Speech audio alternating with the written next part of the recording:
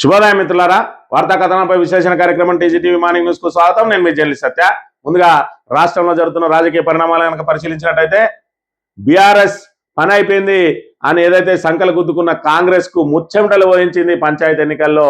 మరి ఇక్కడ BRS party ఎవరు ఏమన్నా మరి ఇక్కడ మొక్కవోని ధైర్యంతో పల్లె పోరులో మరి ఇక్కడ ఏదైతే బీఆర్ఎస్ సైన్యం అంతా కూడా ఏకతాటి మీదకి వచ్చి, సహజంగానే గ్రామ పంచాయతీ ఎన్నికలు అంటే అధికార పార్టీ వైపు మొగ్గుంటుంది.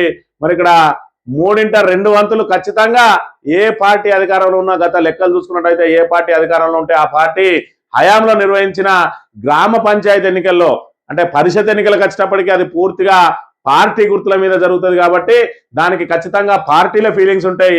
గ్రామ పంచాయతీ ఎన్నికలకు వచ్చేటప్పటికీ అసలు ఏ పార్టీకి సంబంధం లేని స్వతంత్రులు కూడా వచ్చి నిలబడతారు కాబట్టి దాంతోపాటు మరి పార్టీ పరంగా నిలబడ్డా కూడా వాళ్ళు పార్టీ గుర్తుండదు ఒకటిను, ప్రత్యేకంగా ఆ వ్యక్తి మీద ఉన్న ఇంప్రెషన్ తోటే మరి ఇక్కడ ఎక్కువగా ఏదైతే ఓట్ల ప్రక్రియ అనేది జరుగుతుంది కాబట్టి ఖచ్చితంగా దీనికి ఎవరు అవునన్నా కాదన్నా ఆ అభ్యర్థి ఎవరైతే ఫోకస్డ్ క్యాండిడేట్ ఉంటారో వాళ్ళను ఆ పార్టీ కిందనే పరిగణిస్తారు.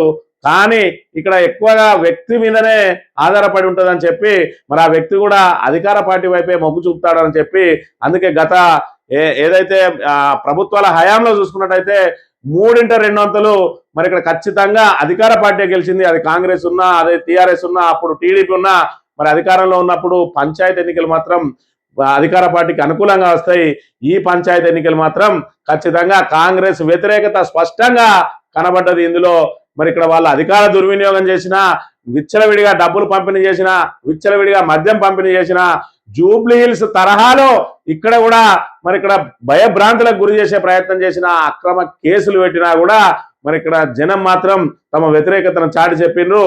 దానిలో భాగంగా 1388 సీట్లను మొదటి విడతలో గెలుచుకున్నది. ఇక్కడ మరి ఏదైతే బీఆర్ఎస్ పార్టీ, కాంగ్రెస్ చూసుకుంటే 2342 గెలుచుకుంటే బీఆర్ఎస్ మరి ధీటుగా 1388 సీట్లను గెలుచుకొని తన ఏదైతే ఆ ఆధిపత్యాన్ని నిలబెట్టుకున్నది. ఇవాళ కాంగ్రెస్ పార్టీకి ధీటుగా నిలబడ్డది. అసలు గ్రామాలలో 2 సర్పంచులు గెలిస్తేనే మరి ఇక్కడ ఇవాళ పక్కన కూర్చోబెట్టుకుంటా ఉన్నాడు కేసీఆర్. అంటే మీకు ఒక్క సర్పంచ్ కూడా రాదు. ఏదైతే మన ఎంపీ ఎన్నికల్లో మీకు 0 ఏదైతే వచ్చిందో పంచాయతీ ఎన్నికల్లో కూడా మీ పరిస్థితి అదే విధంగా ఉంటుందని రేవంత్ రెడ్డి ఏదైతే మాటలు మాట్లాడిండో అందుకు భిన్నంగా 1388 సీట్లను సాధించి ఇవాళ ఖచ్చితంగా కాంగ్రెస్ కు ప్రత్యామ్నాయం బీఆర్ఎస్ అని చెప్పి ప్రజలు తమ ఏదైతే వైఖరిని స్పష్టం చేసిర్రు ఓటు ద్వారా అనే విషయాన్ని మనం ఇక్కడ గమనించాలి. ఇక మంథని నియోజకవర్గంలో కనుక చూసుకున్నట్టయితే మంథని నియోజకవర్గానికి సంబంధించి మరి ఎమ్మెల్యే ఎన్నికలు వచ్చిన సమయంలో ఇక్కడ ఏం జరుగుతుంది అని అంటే ఇక్కడ ఉన్న మంత్రి గారు ముందుగా నాయకుల కొనుగోలు కార్యక్రమం అనేది జరుగుతుంది.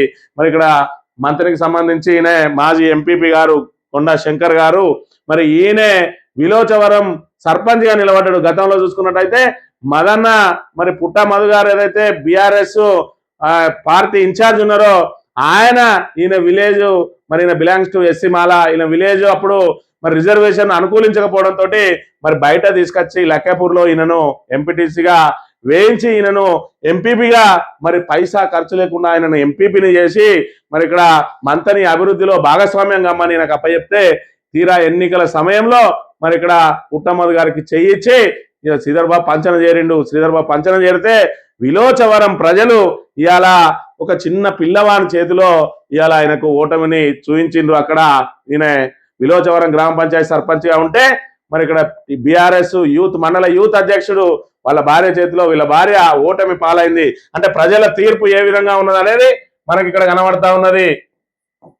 కొండా శంకర్ గారు ఎంపీపీగా చేసినప్పటికీ ఈయనను ప్రజలు అక్కడ తిరస్కరించడం జరిగింది. అదే విధంగా పోతారం సర్పంచ్ గా చేసినటువంటి మరి జాగిరి సదానందం ఆయనే వాళ్ళ భార్య ఇంతకుముందు సర్పంచ్, ఇప్పుడు ఆయన సర్పంచ్ గా పోటీ చేస్తే మరి ఆయనను కూడా ప్రజలు అక్కడ ఓడించడం జరిగింది. ఈయన కూడా పుట్టమధు గారికి మరి ఇక్కడ ఏదైతే అనుచరుగా ఉండేది. అదే విధంగా మరి ఇక్కడ ఏదైతే ఎగ్లాస్పూర్ సర్పంచ్ ఉన్నాడో సిఎస్ సదానందం ఆయన కూడా పుట్టమధు గారి దగ్గరనే ఉండే ఎన్నికల ముందు ఈ కొండా శంకర్ తో పాటు ఈ సర్పంచులు మరి ఇక్కడ పార్టీ మారిర్రు. పుట్టమధు గారికి మరి ఇక్కడ ద్రోహం చేద్దామని చెప్పి మరి ఇక్కడ చూసుకున్నట్టయితే ప్రజలు వీళ్ళను మరి ఇక్కడ తిరస్కరించిండు. ఇంకా కొండా శంకర్ పరిస్థితి కొంతవరకు నయం, ఎందుకంటే ఇక్కడ ఈయన మీద కాంగ్రెస్ క్యాండిడేట్ ను పెట్టలేదు శ్రీధర్ బాబు, సరే ఎంపీపీగా ఉండి మన పార్టీలోకి వచ్చింది కదా అని.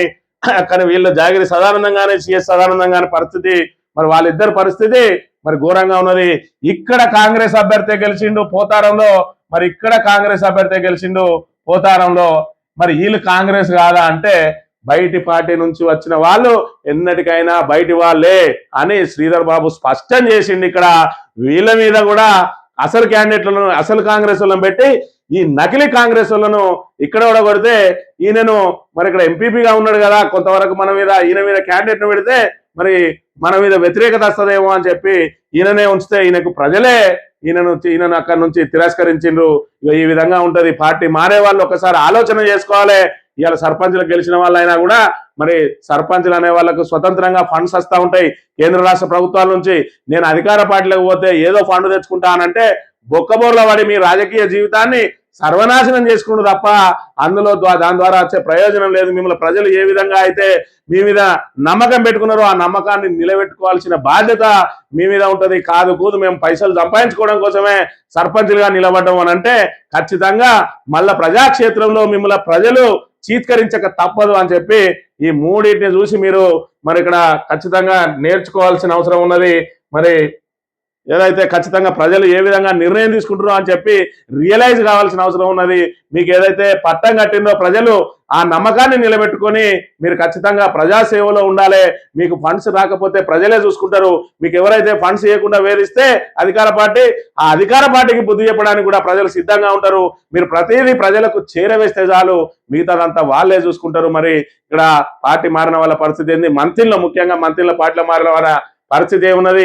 ఇప్పటికే కాంగ్రెస్ లో కొత్తగా చేరే వాళ్ళు ఒకసారి ఆలోచన చేయండి. పాతగా మొన్న ఎలక్షన్ల ముందు పార్టీలో చేరిన వాళ్ళను అక్కడ ఏ రకంగా విలువ ఇస్తున్నారో ఒక్కసారి ఆలోచన చేయండి. ఇక్కడ ఇద్దరి మీద ఎందుకు కాంగ్రెస్ క్యాండిడేట్ల పెట్టిండు, వీళ్ళు ఆల్రెడీ సర్పంచ్లుగా పోయి జాయిన్ అయినరు. అరే ఒక సర్పంచ్ గా త్యాగం చేసి మన దగ్గరికి వచ్చిండ్రు, వాళ్ళని మళ్ళీ సర్పంచ్ గా నిలబెడదామని చెప్పి మరి ప్రతి జాగాలో ఒక్కొక్క క్యాండిడేట్ పెట్టిండ్రే. వీళ్ళ మీద ఎందుకు మరి సింగిల్ క్యాండిడేట్ గా వీళ్ళనే డిసైడ్ చేయలేదు, వాళ్ళని ఎందుకు ఉండబెట్టలేదంటే వీళ్ళు నకిలీ కాంగ్రెస్ అని, వాళ్ళు అసలీ కాంగ్రెస్ అని ఆయన దగ్గర ఉన్నది. వీళ్ళని బయటికి పోనీయాడు, మరి లోపలికి రానియాడు అన్నట్టుగా వీళ్ళని గర్వకాలనే ఉంచుకొని మరి అక్కడనే దగ్గర పెట్టుకుంటాడు. అసలులతోటి మాత్రం వీళ్ళకు చీత్కారాలు ఎదురుగాక తప్పదు. వార్తా కథనాలు కనుక పరిశీలించినట్టయితే కాంగ్రెస్ పై ఉరుముతున్న ఊరు, మాట తప్పిన పాలనపై పల్లె పంచాయతీ. కాంగ్రెస్ కర్రగాల్చి వాత పెట్టిన గ్రామీణ ఓటర్లు సగం పంచాయతీలైనా గెలుచుకోలేని దైన్యం. 2 ఏళ్ల రేవంత్ పాలనపై స్పష్టమైన వ్యతిరేకత. ముఖ్యమంత్రి ప్రచారం చేసిన దక్కని ఫలితం. పంచాయతీ ఎన్నికలు ఎప్పుడు జరిగినా అధికార పార్టీ ఆధిక్యతను ప్రదర్శిస్తుంటుంది. 3x200 గ్రామాల అధికార పార్టీ ఖాతాలో పడిపోతాయి. కానీ ఈసారి అందుకు విరుద్ధంగా అధికార కాంగ్రెస్ సగానికి మించి పంచాయతీలు సాధించలేకపోయింది. అది కూడా ఏకగ్రీవాలకు ఒత్తిడి చేసి ప్రత్యర్థులను బెదిరించి భయపెట్టి దాడులకు తెగబడి అధికార యంత్రాంగాన్ని వాడుకొని కోడ్ ఉల్లంఘించి చేస్తే దక్కిన ఫలితం. తొలి దశ పంచాయతీ ఎన్నికల్లో కాంగ్రెస్ కు ఎందుకు భంగపాటు, ఊరూరు ఎందుకు ఉరుముతున్నది, హామీల ఎగవేత, ఆగిన సంక్షేమ పథకాలు, కానరాని అభివృద్ధి పనులు, రోడ్డెక్కుతున్న వివిధ వర్గాలు, రగిలిపోతున్న రైతు కుటుంబాలు, పడ్డామని నమ్ముతున్న సబ్బండ వర్ణాలు అన్ని కాంగ్రెస్ తరుముతున్నాయి. అందుకే నిన్నటిదాకా నిలదీతలతో ఆగ్రహాన్ని ప్రకటించిన పల్లెలు ఇప్పుడు పంచాయతీ ఎన్నికల్లో తమ ప్రతీకారం తీర్చుకుంటా ఉన్నాయి. మరి అలా చూసుకున్నట్టయితే ఏదైతే మరి ఇక్కడ కాంగ్రెస్ పై ఉరుముతున్న ఊరు అని చెప్పి, ఎందుకు ఉరుముతా ఉన్న ఊరు అంటే ఇప్పటి వరకు చరిత్రలో చూసుకున్నట్టయితే అధికార పార్టీ వచ్చిన తర్వాత జరిగే ఏదైతే పంచాయతీ ఎన్నికల్లో స్థానిక పౌరులో పంచాయతీ, ముఖ్యంగా పంచాయతీ పరిషత్ వేరు, పంచాయతీ వేరు. పంచాయతీలో ఖచ్చితంగా గుర్తులు ఎందుకు ఇయ్యరు అని అంటే పంచాయతీ సర్పంచ్ ఎవరైతే ఉన్నారో ఆయనకు వ్యక్తిగతంగా మరి ఆయన ముఖం చూసే ప్రజలు ఎన్నుకోవాలి, ఆయన మంచోడో చెడ్డోడో అని. మరి ఇక్కడ పరిషత్ ఎన్నికలకు వచ్చేటప్పటికి వ్యక్తి కంటే ఎక్కువ పార్టీనే చూస్తారు. ఎందుకంటే వాళ్ళకు పార్టీ సింబల్ ఉంటుంది, పార్టీకి స్పష్టమైన ఓట్లు ఉంటాయి. అదే పంచాయతీ ఎన్నికల్లో చూసుకున్నప్పుడు ఆ వ్యక్తికి కాంగ్రెస్ నుంచి నిలబడ్డ వ్యక్తి మంచోడైతే కాంగ్రెస్ వాళ్ళు ప్లస్ బీఆర్ఎస్ వాళ్ళు, బీజేపీ వాళ్ళు, అదే బీఆర్ఎస్ నుంచి నిలబడ్డ వ్యక్తి మంచిగా అనిపిస్తే ఇటు బీఆర్ఎస్ వాళ్ళు, కాంగ్రెస్ వాళ్ళు, బీజేపీ వాళ్ళు లేదా బీజేపీ వ్యక్తి మంచివాడని కనుక అనుకున్నట్టయితే ఇటు కాంగ్రెస్ టీఆర్ఎస్ వాళ్ళు కూడా ఆయన కోట్లేసి గెలిపించే అవకాశం ఉంటది. అందున ప్రత్యేకంగా మరి గెలిచిన వాళ్ళు ఎవరైనా స్వతంత్రులు గెలిచినా ఇంకెవరు గెలిచినా మరి అదే ఏదైనా అధికార పార్టీ నుంచి గెలిచిన వాళ్ళకు మాత్రం కొంచెం మరి ఇక్కడ ఆయన వ్యక్తిగా ఓకే అనుకున్నా కూడా అధికార పార్టీ అనేది ఆయన కలిసి వస్తుంది, కలిసి వచ్చి ఎందుకంటే రేపటి రోజున అభివృద్ధికి మరి ఈయన సహకారం అవసరం ఉంటుందని మరి అదేవిధంగా రేవంత్ రెడ్డి చేసిన ప్రచారం కూడా ఏ విధంగా ఉన్నది, ఖచ్చితంగా మంత్రులతోటి మాట్లాడగలిగే వాళ్ళనే సర్పంచులుగా ఎన్నుకోండి అన్నారు. అంటే ఖచ్చితంగా కాంగ్రెస్ అభ్యర్థులకే ఓట్లేయిందని చెప్పి ఊరూరా తిరిగిన మరి ఇవాళ ఈ పరిస్థితి ఉన్నది కాంగ్రెస్ కు అని అంటే మరి ఇక్కడ కాంగ్రెస్ మీద ఖచ్చితంగా చీత్కరించినట్టే. ఇలా కాంగ్రెస్ కి ఎన్ని వచ్చినాయి? 2342, మొత్తం 4500 చిల్లర జరిగితే 2342, అదేవిధంగా 1388 బీఆర్ఎస్ కి వస్తే ఇక బీజేపీ మరి ఇక్కడ బండి సంజయ్ మాట్లాడతాడు, అక్కడక్కడ ఉన్న బీఆర్ఎస్ ను మొత్తం ఖతం చేయాలి, కాంగ్రెస్ బీజేపీ మనం ఏకం కావాలంటాడు. నిన్నే కర్రుగాల్సి వాత పెడితే 189లో పడ్డావు. మరి ఇక్కడ బండి సంజయ్ ఇకనన్నా ప్రతిపక్షంగా నువ్వేం చేయాలనో ఆలోచించు. ఇప్పటికి కూడా మరి ఇక్కడ ఇయాలేం వారం అన్నా రేపేం వారం అన్నా అని చెప్పి మాటలు బంద్ చేసి కేంద్ర మంత్రిగా నీ కరీంనగర్ కన్నా కనీసం నిధులు తీసుకొని వచ్చి, కేంద్ర నిధులను తీసుకొని వచ్చి కరీంనగర్ అభివృద్ధికి పాటలు వేయాలి. కానీ ఇంకా కూడా దేవుళ్ళని నమ్ముకొని హిందూ ముస్లింల మధ్య గొడవలు పుట్టి ఓట్లేయించుకొని ఇంకా యువతను, నీ కొడుకును మాత్రం మంచి మంచి యూనివర్సిటీలో చదివిస్తూ యువతను మాత్రం ఇక్కడ తిరుగుబోతులుగా తాగుబోతులుగా తయారు చేస్తూ ఇవాళ జై శ్రీరామ్ అంటేనే మనకు అన్నం దొరుకుతుందని మరి ఇక్కడ పలకాపల్పం పట్టకుండా వాళ్ళందరినీ ఏదైతే విద్యకు దూరం చేస్తున్న నీలాంటి వాళ్ళు ఏదైతే ఇక్కడ బీజేపీ ఉన్నంత కాలం బీజేపీ తెలంగాణలో మరి అసలు కోలుకోదు, సర్వనాశనం అవుతుంది. దానికి సర్పంచ్ ఫలితాలు కూడా మరి ఇక్కడ నిదర్శనంగా నిలుస్తున్న అంశాన్ని మనం ఇక్కడ ప్రధానంగా గమనించాలి. బీఆర్ఎస్ అభ్యర్థి ఓట్లు డ్రైనేజీలో ప్రత్యక్షం, వందలాదిగా లభ్యమైన బ్యాలెట్ పేపర్లు. నల్గొండ జిల్లా చిన్న కాపర్తిలో కలకలం, కాంగ్రెస్ ఓడిపోతుందనే బ్యాలెట్ చోరీ, మండిపడిన మాజీ మంత్రి జగదీశ్వర్ రెడ్డి. బ్యాలెట్ పత్రాన్ని సీజ్ చేసిన అధికారులట. మరి ఇక్కడ ఏ విధంగా అధికార దుర్వినియోగం జరిగింది, ఏ విధంగా పోలీసులు ఒత్తిడి తెచ్చిండ్రు, ఏ విధంగా మరి ప్రచారాన్ని కూడా అడ్డుకున్నారు. చివరికి ఇక్కడ వాళ్ళ లోపల ఉన్న బ్యాలెట్ కట్టలు తీసుకొచ్చి కూడా బయటపడేసిన పరిస్థితి ఉన్నది అని అంటే అధికారులు మరి ఏ విధంగా అధికార దుర్వినియోగానికి పడి కాంగ్రెస్ నాయకులను గెలిపించడానికి ప్రయత్నం చేసిందో మనం ఇక్కడ చూడవచ్చు. ముఖ్య నేతలకు ముచ్చెమటలు, తొలి దశలో కాంగ్రెస్ బీజేపీలకు పరాభవం. వీర్లపల్లి, ఏనుగు, కాటిపల్లికి ఓటర్ల షాకు, సొంత గ్రామాల్లో ప్రతికూల ఫలితాలు. ఇక్కడ చూసుకున్నట్టయితే మరి ఇక్కడ ఈ కాటిపల్లి బీజేపీకి సంబంధించిన ఎమ్మెల్యే, ఏనుగు, వీర్లపల్లి అని మరి వీళ్ళు ఇద్దరు కూడా కాంగ్రెస్ ఎమ్మెల్యేలు వాళ్ళ సొంత గ్రామాల్లో కూడా మరి వాళ్ళ అపోజిట్ పార్టీలు గెలిచినాయి అని అంటే ప్రజలు ఏ విధంగా తీర్పిస్తా ఉన్నారు అనే విషయాన్ని ఒక్కసారి మనం ఇక్కడ గమనించాలి. రోజుకు 426 మంది భారత్కు బైబై అట. పౌరసత్వాన్ని వదులుకుంటున్న భారతీయుల సంఖ్య పైకి నేడు 2 లక్షల మంది, 5 ఏళ్లలో 9 లక్షల మంది గుడ్ బై. 11 ఏళ్ల పాలనలో దేశం వీడిన 17 లక్షల మంది. ఆర్థిక మందగమనం, పనుల భద్రతలేమే కారణం అంటే మరి ఇక్కడ రోజుకు 426 మంది భారత పౌరసత్వాన్ని వదులుకుంటా ఉన్నారు అని చెప్తున్న పరిస్థితి. ఎందుకు అనంటే వీళ్ళు ఇతర దేశాలలో మరి ఉద్యోగరీత్యా స్థిరపడడానికి వెళ్తూ ఇక్కడ పౌరసత్వాన్ని ఇక్కడ వదిలేసి వాళ్ళు అక్కడ పౌరసత్వం కోసమే ప్రయత్నం చేసి అక్కడ పౌరసత్వం రాగానే భారత పౌరసత్వాన్ని వదిలేస్తున్న పరిస్థితి. మరి అంతా కూడా ఆర్థిక మాంద్యమే కారణం అని చెప్తున్న పరిస్థితిని కూడా చూడవచ్చు. ఇక బీజేపీ చందాదందా, పార్టీ ఫండ్కు ప్రతిగా కాంట్రాక్టులు 4 ఈశాన్య రాష్ట్రాల్లో వసూళ్లట. వివిధ రూపాల్లో 77.6 కోట్ల విరాళాలు, 55% చందాలు లబ్ధి పొందిన కంపెనీలకే. మరి ఇక్కడ పార్టీలకు చందాలు ఏ విధంగా వస్తాయి, పార్టీ ఫండ్ ఏ విధంగా వస్తుంది అని అంటే కమిషన్ల రూపంలో దాన్ని అధికారికంగా పార్టీ ఫండ్ గా మార్చుకుంటా ఉన్నారు. అందులో బీజేపీ ముందు వరుసలో నిలుస్తున్నది అని చెప్తున్న పరిస్థితి. అఖండ 2 టికెట్ల రేట్లు పెంపు నాకేం తెలియదు. 4 రోజులు గ్లోబల్ సమ్మిట్ లో బిజీగా ఉన్నా. ఇక ముందు ఏ సినిమా టికెట్ ధరలు పెంచాం. సినీ నిర్మాతలు, దర్శకులు మా వద్దకు రావద్దు. హీరోలకు 100 కోట్ల పారితోషికం ఎందుకు? సినిమాటోగ్రఫీ మంత్రి కోమటిరెడ్డి విసురులు, చంద్రబాబు చెప్తేనే పెంచారంటున్న వైఎస్ షర్మిల. అఖండ 2 మరి ఇక్కడ పుష్ప 2 సమయంలో మేము ఎట్టి పరిస్థితిలో టికెట్ల రేట్లు పెంచేది లేదు, మరి ఆ షోలకు అనుమతి ఇచ్చేది లేదు అని చెప్పి అసెంబ్లీ సాక్షిగా ప్రకటించినటువంటి రేవంత్ రెడ్డి ఆ తర్వాత వచ్చిన సినిమాలకు ఆటోమేటిక్ గా టికెట్లు రేట్లు పెంచుకోవడానికి అవకాశం కల్పిస్తూనే ఉన్నాడు.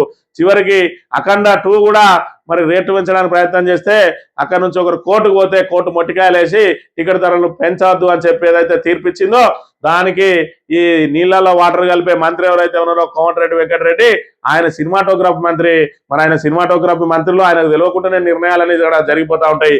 ఆఖరికి అఖండ రేట్ల పెంపు కూడా ఆయనకు తెలియదట. మరి ఈయనకి ఆ షాక్ ఎందుకు, ఆ కథ ఎందుకు ఇక్కడ అర్థం కాదు. అంటే ఈయన నీళ్లలో వాటర్ కలుస్తాయని చెప్పి ఏదైతే చెప్తాడో మరి ఈయనకి ఏం తెలియదు అని చెప్పి వాళ్ళే ఈయన శాఖను కూడా వాళ్ళ దగ్గరనే పెట్టుకొని పేరుకే ఈయనకు శాఖను అప్పచెప్పినట్టుగా ఉన్న పరిస్థితిని కూడా చూడొచ్చు. ఇక చలి గుప్పిన తెలంగాణ, చలి చంపుతోంది రాష్ట్ర వ్యాప్తంగా. ఇగం రోజు రోజుకు పెరుగుతున్నది. శుక్రవారం 28 జిల్లాలో సింగిల్ డిజిట్ ఉష్ణోగ్రతలు నమోదవగా మరో 5 జిల్లాలో కనిష్ట ఉష్ణోగ్రత 12 డిగ్రీల లోపు. మరి ఇక్కడ చలి అయితే పంజాబ్ విసురుతోంది. మరి ఆ చలిని తట్టుకోవడానికి చలిమంటలు కాగుతున్న పరిస్థితిని కూడా మనం చూడవచ్చు.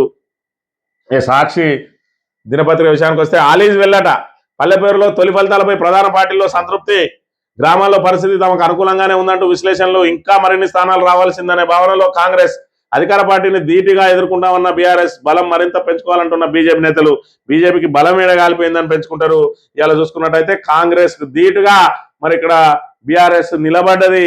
ఇవాళ అధికార పార్టీకి పూర్తిగా అనుకూలం ఉండే ఫలితాల్లో నుంచి పెద్ద ఎత్తున సర్పంచ్లను రాబట్టుకోగలిగింది అని అంటే, ఏదైతే కాంగ్రెస్ బీజేపీలు కలిసి కుట్రలు చేసే ఈ విషయంలో ఇవాళ బీఆర్ఎస్ ఆ రెండు పార్టీలను కూడా తట్టుకొని ఇవాళ గ్రామీణ ప్రాంతాల్లో తన పట్టును నిలుపుకున్నది.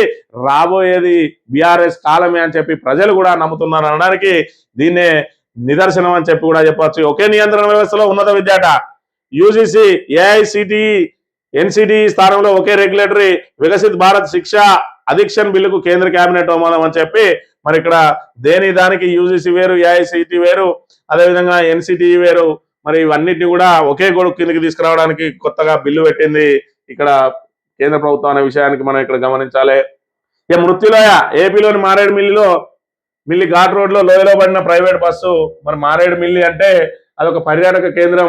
ఆ పర్యాటక కేంద్రానికి అసలు పెద్ద పెద్ద వెహికల్లను అలోనే చేయరు. మరి ఈ బస్సును ఏ విధంగా పంపినో కానీ మొత్తానికైతే ఆ మారేడుమిల్లికి వెళ్లే సమయంలో ఉన్న ఘాట్ వరకు కావచ్చు, మరి ఆ ఘాట్ లో వెళ్తూ బస్సు బోల్తా పడితే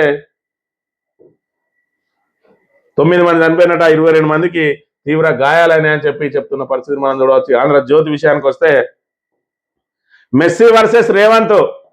నేను రాత్రి 7 గంటలకు ఉప్పల్ స్టేడియంలో ఫుట్బాల్ మ్యాచ్, చివరి 5 నిమిషాలు ఇద్దరు బరిలోకి. హాజరు కానున్న రాహుల్ గాంధీ, 25 మంది పోలీసులతో భారీ భద్రత, టికెట్ లేకుంటే నో ఎంట్రీ. ఇవాళ చూడండి, ఇవాళ రేవంత్ రెడ్డి ఆ ఫుట్బాల్ ఆడడం ద్వారా మనకు 1500-2000 కోట్లు ఇప్పుడు మనకు లాభం జరగబోతుంది అన్నట్టుగా దీన్ని ఏదో పెద్ద ఎత్తున మనకి ఇక్కడ ఈ ఫుట్బాల్ మ్యాచ్ ని అరేంజ్ చేస్తా ఉన్నారు. ఈయన ఫుట్బాల్ ప్లేయరు.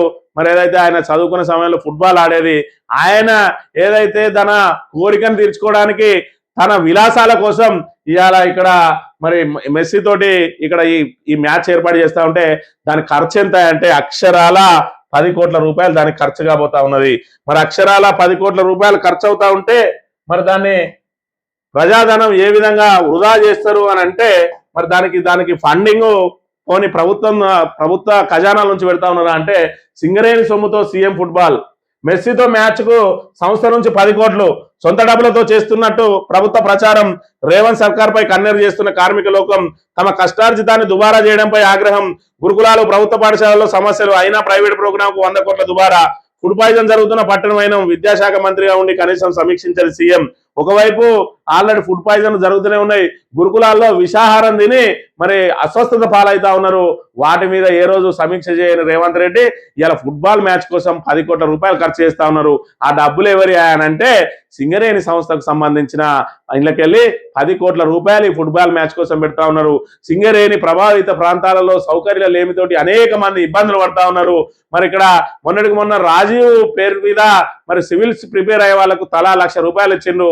దాంట్లో సింగరేణి పిల్లలు ఎవరైతే ఐఏఎస్ కు ప్రిపేర్ అవుతారో వాళ్ళు మాత్రం అనర్హులు. డబ్బులు మాత్రం సింగరేణి కార్మికులై మరి సింగరేణి కార్మికుల పిల్లలు సివిల్స్ కి ప్రిపేర్ అయితే వాళ్ళకు మాత్రం ఆ 1 లక్ష రూపాయలు తీసుకోవడంలో అర్హత లేదు.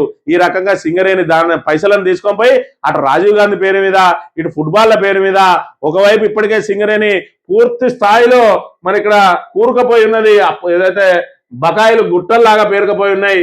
మరి ప్రతి నెల జీతాలు ఇవ్వడానికి 3,000 కోట్ల రూపాయలు ఓవర్ డ్యూల నుంచి తీసుకుంటా ఉన్నదట.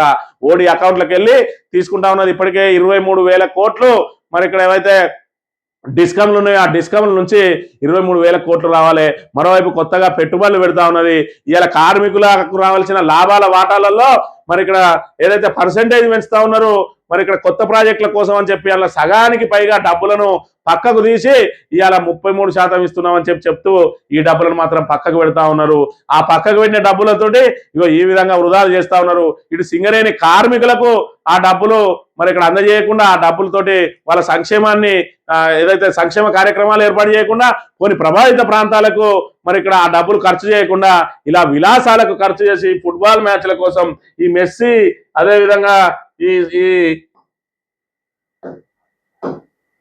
ఈ మెస్సీ అదేవిధంగా ఈ రేవంత్ రెడ్డి ఫుట్బాల్ ఆడడం ద్వారా ఎవరికి లాభం, దీని ద్వారా వచ్చే లాభం ఏంది, ఈయన కోరిక తీర్చుకోవడానికి ఈయన ఏదైతే తన దర్బార్ని చాటడం కోసం రాహుల్ గాంధీని పిలిపించుకుని ఆయన ముందర ఈయన మ్యాచ్ ఆడుతున్నారట. ఈ మ్యాచ్ ద్వారా మన ప్రభుత్వ పరంగానే ప్రజలకు కానీ తెలంగాణకు ఒరిగేది ఏమున్నదో ఒక్కసారి తెలంగాణ ప్రజానీకానికి స్పష్టం చేయాలి.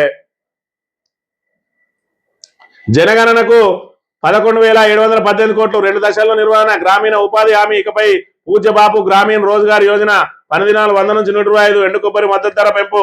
బీమా రంగంలో 100% ఎఫ్డీలట. జనగణన కోసం 11,718 కోట్లు 2 దశల్లో మరి ఇక్కడ జనగణన జరగబోతా ఉన్నది. జనగణనతో పాటే కులగణన కూడా చేస్తామంటున్నది కేంద్ర ప్రభుత్వం. అదేవిధంగా ఈ జనగణన తర్వాత మరి ఇక్కడ డీలిమిటేషన్ కార్యక్రమం జరుగుతుంది. నియోజకవర్గాల పునర్విభజన. మరి ఆ నియోజకవర్గాల పునర్విభజన జరగాలి అంటే మరి ఇక్కడ ఈ ఎన్నికలను ఆపుతారా, లేదంటే ఈ ఎన్నికలకు ఏదైతే ఈ పునర్విభజన కోసం మళ్ళీ 1 సంవత్సరం పడుతుందట. మరి ఇందులో ఈ 2028 జూన్ వరకు జనగణన పూర్తి అయితే 2029లో ఎంపీ ఎలక్షన్లు ఉన్నాయి. మరి ఏడాదిన్నర పట్టినట్టయితే డీలిమిటేషన్ కు మరి ఖచ్చితంగా ఇదే ఏదైతే ఇప్పుడున్న సీట్లతోటే ఖచ్చితంగా ఎన్నికలకు పోవాల్సిన పరిస్థితి. అంటే 2029 పార్లమెంట్ ఎన్నికల్లో డీలిమిటేషన్ కార్యక్రమం ఉండదు అని చెప్పి మరి చెప్తున్న పరిస్థితి మనం చూడవచ్చు. ఆ 2034 వరకే ఈ డీలిమిటేషన్ ప్రక్రియ జరుగుతుంది. అప్పటిదాకా అసెంబ్లీ కానీ అదేవిధంగా పార్లమెంట్ కానీ స్థానాలు ఒక్కటి కూడా పెరగదు అని చెప్పి చెప్తున్న పరిస్థితిని కూడా మనం ఇక్కడ చూడవచ్చు. ఉద్యమ సమయంలో దోపిడీ, స్టూడియోల వద్ద ధర్నాలు చేసి వసూళ్లు, ఇవన్నీ చేసినవనే కదా నిన్ను మెడలు పట్టి దొబ్బింది. ఇంకా దొంగే దొంగ నడిచినట్టు ఇలా కేసీఆర్ కడుపున చెడబుట్టిన కవిత ఇవాళ నోటికి వచ్చినట్టు మాట్లాడుతుంది. ఆమె హాస్యాస్పద మాటలు ఏ విధంగా ఉన్నాయంటే ఏదో ఒక రోజు సీఎం అవుతుందట. నీ ముఖానికి ఇవాళ మళ్ళీ ఎమ్మెల్యే కూడా కాలేవు, ఇంకా సీఎం ఏనంగా అవుతావో మరొకసారి ఆలోచన చేసుకోవాలి. ఈనాడు దినపత్రిక విషయానికి వస్తే మెస్సీ నేడు ఉప్పల్లో ఫుట్బాల్ స్టార్స్ అందరట. ఈ ఫుట్బాల్ అంటేనే అసలు తెలంగాణలో ఎవరికి తెలియదు. ఫుట్బాల్ చూసే వాళ్ళ సంఖ్య కనీసం ఈ 4 కోట్ల మందిలో మరి 2% కూడా ఉండదు ఖచ్చితంగా. మరి దాన్ని పట్టుకొని రేవంత్ రెడ్డికి ఫుట్బాల్ ఆడతాడట. దానికి ఈయన ఫుట్బాల్ ను మరి డెవలప్ చేయడానికి చేస్తా ఉన్నాడా, లేదంటే ఈయన సీఎం గా నేను ఫిట్నెస్ గా ఉన్నా అని చెప్పి చేయడానికి చేస్తా ఉన్నాడా? దీనికి మరి ఇక్కడ సింగరేణి కార్మికులకు సంబంధించిన 10 కోట్ల రూపాయలను ఎందుకు ఇక్కడ వృధా చేస్తా ఉన్నాడు అనేది ఒక్కసారి ఆలోచన చేయాలి. ఈ దుబారా ఖర్చులు చేసుకుంటా ఇవాళ ఏదైతే విద్యార్థులు అస్వస్థతతోటి మరి ఇక్కడ ఏదైతే మరి అక్కడ పురుగులన్నం తిని అస్వస్థతకు గురవుతా ఉన్నారు, ఫుడ్ పాయిజన్లు అవుతా ఉన్నాయి. వాటిని అరికట్టలేక ఇవాళ ఏదైతే సంక్షేమ పథకాలన్నీ ఎక్కడెక్కడ ఆగిపోయినాయి. 6 గ్యారంటీలు అటకెక్కించిండు, 420 హామీలను పట్టించుకున్న పాపాన పోలేదు. ఇవాళ ఫ్యూచర్ సిటీ అని ఏది నేల విడిచి సాయం చేస్తున్న రేవంత్ రెడ్డిని ఖచ్చితంగా ఏదైతే మొదటి విడతలో మరి నేల మీదకి తీసుకొచ్చేటట్టు చేసిందో ఈ 2 విడతల్లో కూడా చిత్తుగా ఓడించి ఆయన మెడలు వంచాలి. రాబోయే పరిషత్ ఎన్నికల్లో ఎలాగో వాళ్ళకు పరాభవం తప్పది. పార్టీ గుర్తుల మీద వస్తే ఆయన పార్టీని బొందబెట్టడానికి సిద్ధంగా ఉన్నారు. ఇవాళ ఏదైతే మరి ఇక్కడ గుర్తులు లేకుండా అంటే ఇండిపెండెంట్ గుర్తులతో జరిగే ఎన్నికలు కాబట్టి ఎవరు గెలిచినా మా వాళ్ళే అని చెప్పి సంఖ్య పెంచుకుంటున్న పరిస్థితి. ఖచ్చితంగా వీళ్ళు కూడా ఏమి చెప్పలేని పరిస్థితి. నువ్వు కాంగ్రెస్ అంటే కాంగ్రెసే అంటా ఉన్నారు. ఎందుకంటే ఈ 3 సంవత్సరాలు వాళ్ళు ఖచ్చితంగా పండియకుండా వేధిస్తారు కాబట్టి మరి ఇక్కడ ఎవరు గెలిచిన కాంగ్రెస్ అని చెప్పుకుంటూ ఇలా సంఖ్య పెంచుకుంటా ఉన్నారు. కానీ రేపటి రోజున గుర్తుల మీద వస్తే ఎవరు సంఖ్య చెప్పాల్సిన అవసరం లేదు, ఆ గుర్తులే చెప్తాయి ఎవరు గెలిచిరు అన్నది. మరి ఇక్కడ ఖచ్చితంగా కర్రు కాల్చి వాత పెట్టిన మొదటి విడతలు ఏ విధంగా వాత పెట్టినో మిగతా 2 విడతల్లో కూడా ఇంకా అంతకంటే దారుణంగా ఏదైతే కాంగ్రెస్ ను ఓడించి కాంగ్రెస్ అభ్యర్థులను ఓడించి వాళ్ళని మెడలు వంచాలని కోరుతూ ఇది ఈ రోజు మార్నింగ్ న్యూస్ తెలియబడతాం. Thank you very much.